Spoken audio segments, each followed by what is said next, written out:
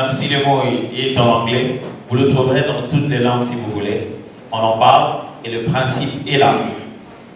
Le côté anglo-saxon, comme d'habitude, fait une forte publicité quand ils font quelque chose, puis tout le monde pense que ça a commencé toujours chez eux. Mais que l'on dise leadership, c'est une notion qui est très très présente depuis très longtemps, depuis que les hommes sont hommes.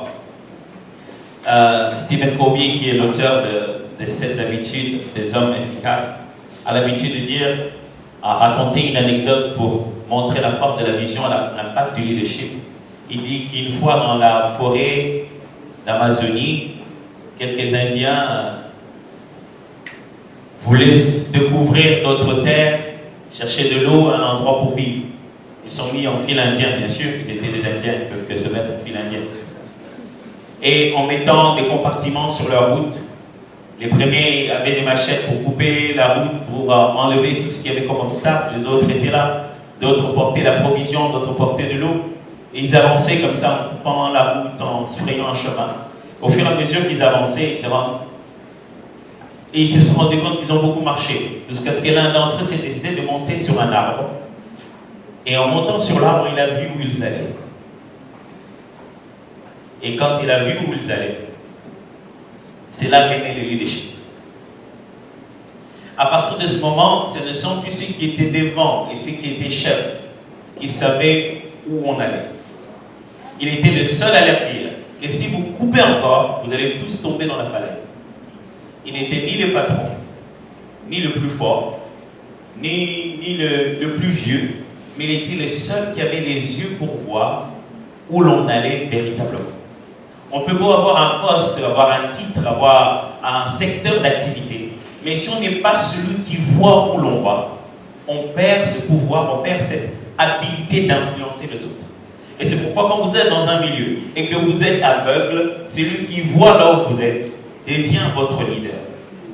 Je vais commencer, moi, à vous parler aujourd'hui. J'ai dit je vais commencer parce que c'est pas pour dire que c'est toute la matière qui est dedans. Je suis très heureux d'avoir eu ici l'occasion de suivre en fait la matière d'aujourd'hui. Quand je suis venu à Brazza, je suis venu au moment où donc j'ai suivi la troisième matière qui va être donnée tout à l'heure. Vraiment, ce sera une très bonne matière d'apprendre les devoirs de la décision. Vous voyez, j'ai retenu très bien. Et je vous en prie, vraiment, vous allez beaucoup aimer ce qui va être enseigné tout à l'heure. Je suis très heureux, j'avais manqué cette matière la dernière fois et j'ai beaucoup suivi ce qui nous a donné aujourd'hui.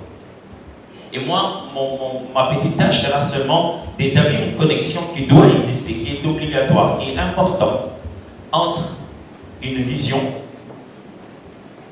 le leadership que vous devez avoir, la vision que vous devez avoir, ainsi que la décision. Il y aura toujours cette connexion entre le leadership, ou le leader en général, la notion de la vision et la décision. À la fin de mon intervention, je voudrais bien établir comment une vision peut nous aider dans la prise de décision. Qu'est-ce qu'est la vision à avoir lorsqu'on veut réfléchir sur la décision qu'on va prendre en tant qu'individu? C'est ça ma démarche. C'est bon? On peut y aller? Est-ce que tout le monde voit jusqu'en bas? Il y a certains qui voient jusqu'en bas? Non, il n'y a pas de texte, il y a que le leadership and vision. J'aimerais savoir si tout le monde voit jusqu'en bas. Non? Non, certains ne voient pas jusqu'en bas. Ok. J'ai connu votre problème, mais je ne sais pas le résoudre malheureusement. Mais je pense qu'on va voir comment il faut faire pour qu'on puisse voir jusqu'en bas. Je crois que les places sont déjà réparties comme telles. Hein? Ce sont des places déjà connues d'avance, n'est-ce pas? Comme telles, non? Ce sont des places déjà préétablies, voilà. Ok, on teste. Alors, de temps en temps, je vais la tête. Ça, on ne peut pas la régler plus haut. De temps en temps, on lever la tête. J'aurais pu compresser tout ça, les mettre dans un peu plus haut. Je ne savais pas que ça allait être pas. Alors, commençons par cette belle phrase d'Helen Keller. Une dame, c'est la première dame aux États-Unis qui était aveugle et sourde, mais qui a fini ses études universitaires. Elle ne voyait pas, elle n'entendait pas, mais elle était la première personne avec ses handicaps à finir ses études universitaires. Et voici la belle phrase qu'elle dit: la personne la plus pathétique au monde est celle qui a la vue, mais pas de vision. Elle ne voyait pas. Elle dit: c'est pas un problème pour moi d'être aveugle. Mais ceux qui sont le plus pathétiques, qui sont le plus regrettables comme êtres humains, ce sont ceux qui, eux, ont les yeux pour voir, mais ayant les yeux, ils n'ont pas une vision. La vision dont je vous parle ici, c'est celle que même un aveugle peut avoir. C'est une façon de réfléchir son lendemain. Ce n'est pas utiliser ses yeux, mais utiliser les yeux de notre espoir intérieur sur un avenir désiré. Hélène Keller, quoique aveugle, avait une vision de finir ses études. Elle n'avait pas les yeux pour voir, mais elle avait une image mentale d'elle en train de finir ses études universitaires. Sans les yeux, elle a accompli sa vision. Mais combien de gens ont-ils des yeux, mais n'arrivent même pas à avoir une vision, et même plus, ne l'accomplissent même pas. Les yeux ne suffisent pas pour avoir une vision, parce que la véritable vision, elle est mentale. Elle est dans la tête, c'est un avenir souhaité. Et cette phrase d'Hélène Keller, je viens voulu commencer avec elle, parce que nous sommes entourés des personnes qui ont tous les éléments nécessaires, qui n'ont pas d'handicap dans ce domaine de la vue, mais leur véritable handicap est au niveau de la vision. Et surtout en ce temps-ci, où la jeunesse est remplie des modèles parfaits, des modèles prédéfinis, des déjà faits, trop de prêt-à-porter. La jeunesse n'a plus le sens de la vision. On n'est qu'en train de copier. Soit on fait naître des frustrations qui se transforment en vision. Vous savez, je ne pourrais pas parler que de la vision, puisque je dois la connecter avec le leadership et la décision. Mais j'aurais eu le temps, je vous aurais parlé de ce qu'on appelle les déformations de la vision. Les choses que les gens appellent une vision, mais qui ne le sont pas en réalité. Par exemple, vous voyez quelqu'un qui a bâti une vision sur une frustration.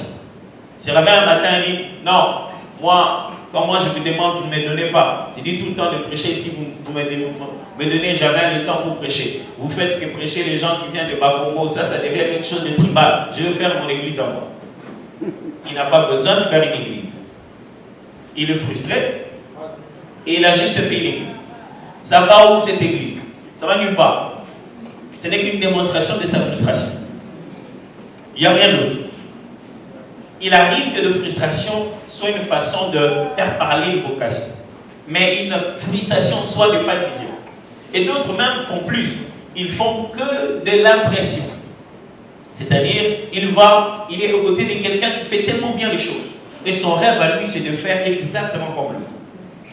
Donc, il organise une grande campagne, il se met tout en blanc, il pense qu'il est béni. Il n'a plus le temps d'être lui. Et toute sa vie dépend de celui qu'il est en train d'imiter. Vous savez la bonne phrase, on dit toujours: toute imitation est sujet à l'imitation. Chaque fois que vous imitez parfaitement, vous vous limitez totalement.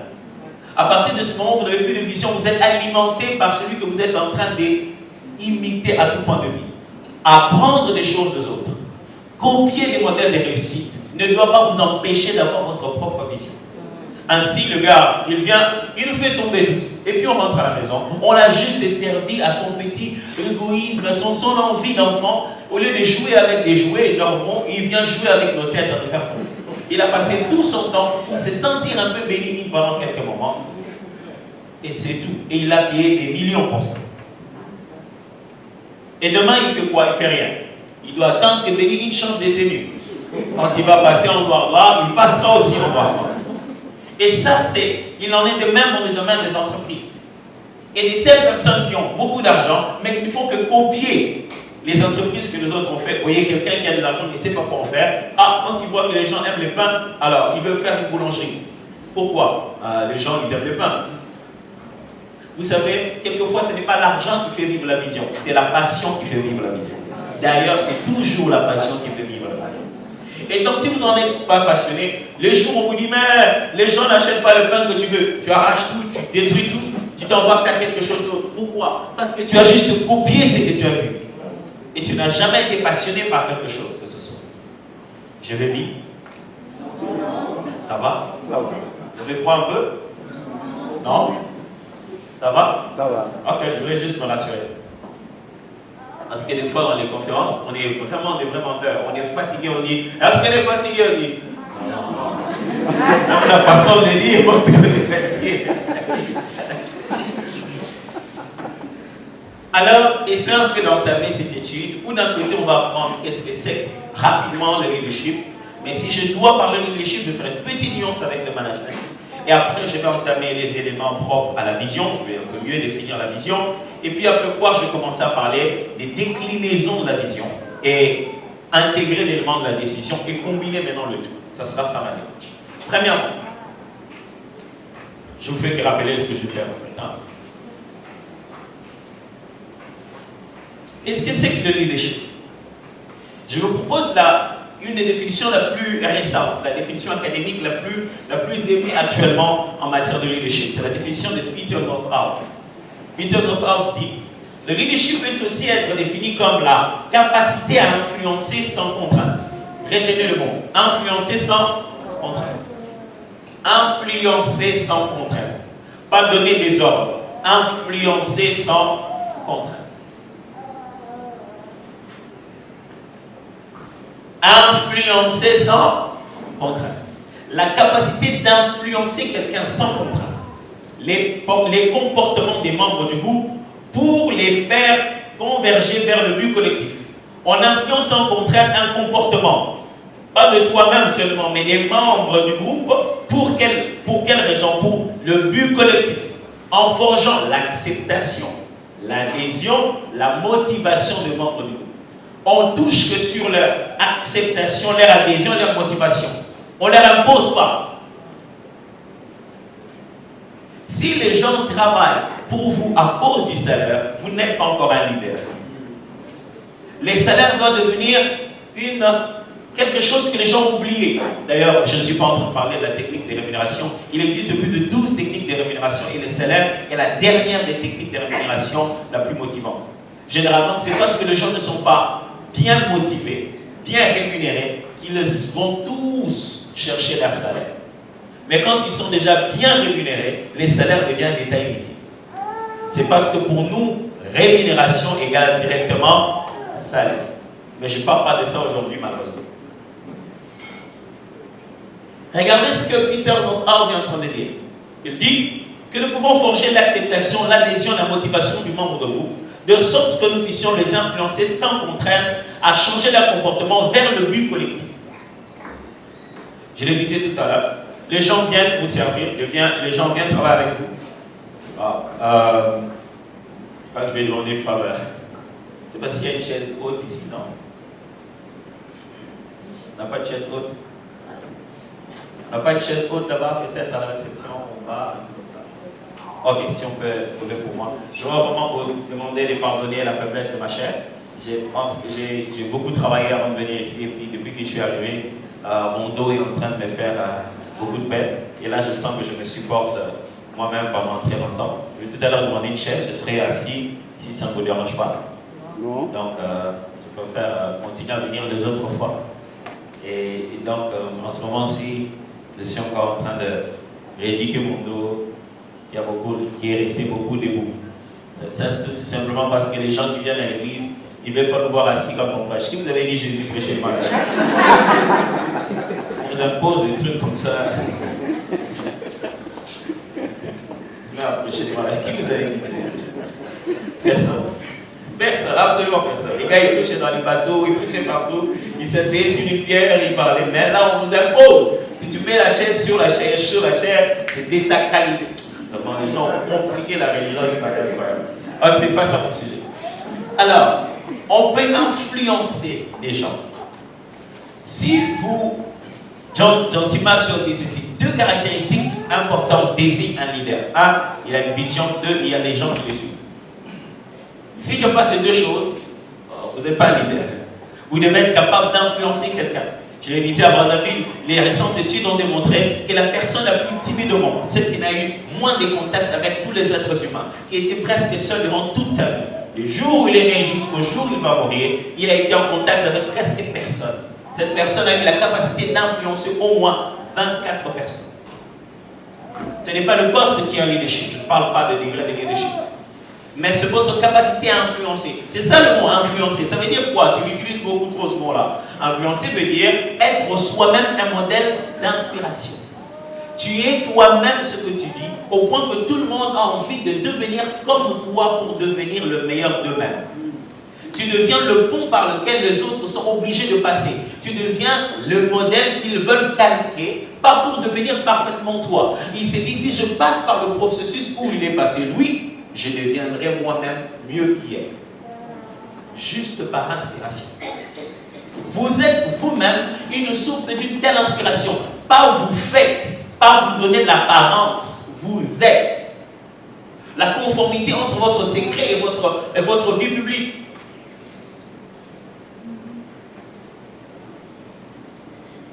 Billy Graham disait, l'intégrité, la réputation, c'est ce que les hommes connaissent de toi. L'intégrité, c'est ce que Dieu et les anges connaissent de toi. C'est que tu es vraiment secret. Quand on voit en toi un leader intègre, on voit quelqu'un qui incarne à ses propres valeurs, les gens ont envie de devenir comme toi. En se rapprochant de toi, ils se rendent compte que c'est tellement normal qu'ils peuvent le devenir eux-mêmes.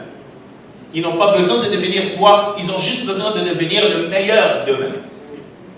Et ça, tu ne leur as pas contraint, tu ne leur as pas imposé, tu ne leur as pas crié dessus. Ils ont vu ta façon d'être, les résultats que tu obtiens, la réussite que tu fais de ta propre vie. Ils se disent, comment il fait ce qu'il fait? Je veux devenir comme lui. En fait, ils se disent pas qu'ils vont devenir toi, ils savent que tu es toi, mais ils veulent réussir comme toi.